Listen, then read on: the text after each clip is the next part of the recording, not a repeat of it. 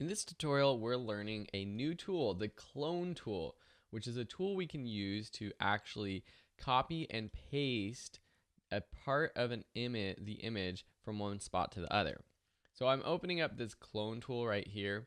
I'm going to just double click this here, create a layer, and then duplicate this layer just so we have the backup layer, just so we can see what's going on once we made some changes.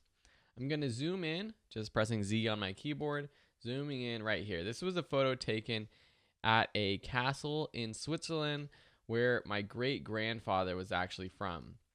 So you can see here though, one thing that I don't like about this photo at all is that I knelt down on the ground and I got all this gravel right here on my knee. And it's kind of awkward. If you're looking at the photo, you're like, what the heck is that?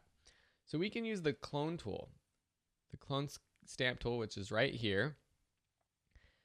If you select it and bring your mouse over here, you see this big circle. So it's similar to a brush. I'm going to make the size smaller, again, using the Control Option, dragging to the left or right way to do it on a Mac.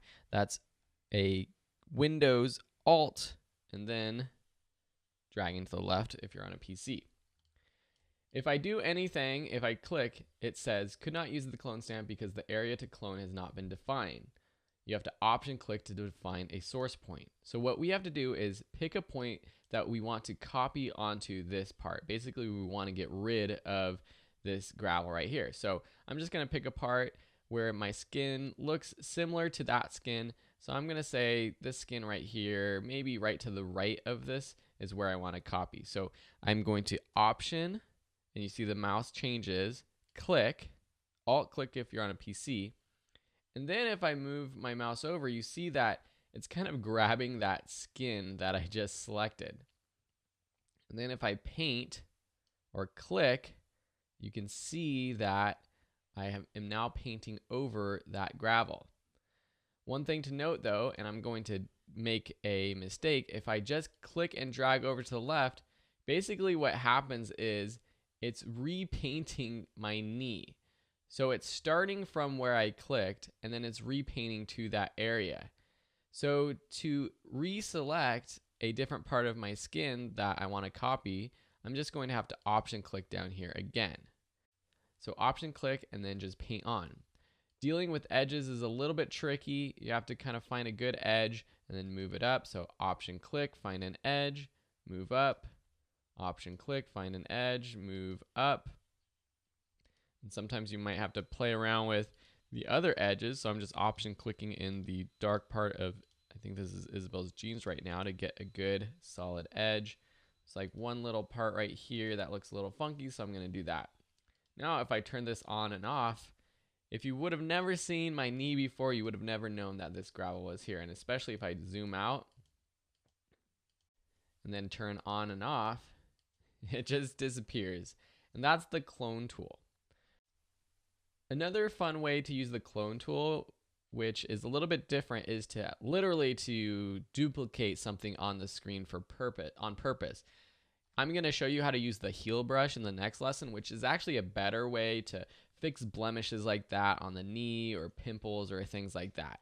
But if I wanted to use the clone tool to be creative, what I could literally do is duplicate something like one of these towers. So say I zoom in here on this castle.cr2 file. Then I take the clone tool, make my brush a little bit bigger, go to the brush settings. I want it to be actually a little bit harder for the clone brush. And then I option click on maybe just the top left of this tower. And then I go right here and paint down.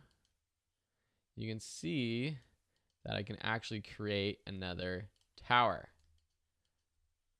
And then if I want to add it over here, I can't just use the clone tool and start painting over here.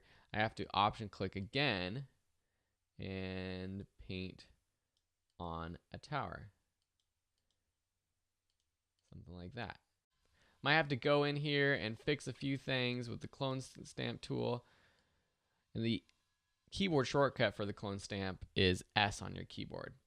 So you can just take some of these bushes. Sometimes it's good to take some other parts of the image that don't have as much or have a little bit more detail, actually, like plants or bushes, something where you can cover it up to make it look good. Kind of blend things together. So I didn't duplicate the original layer so I can see the before and after, which probably would have been a good idea, but I can go to history and go to the beginning where it's open and then go to the last clone stamp just to see the before and after. So this is a tool that you can use to get more creative. Thanks for watching, and then the next lesson we'll learn how to use the healing brush.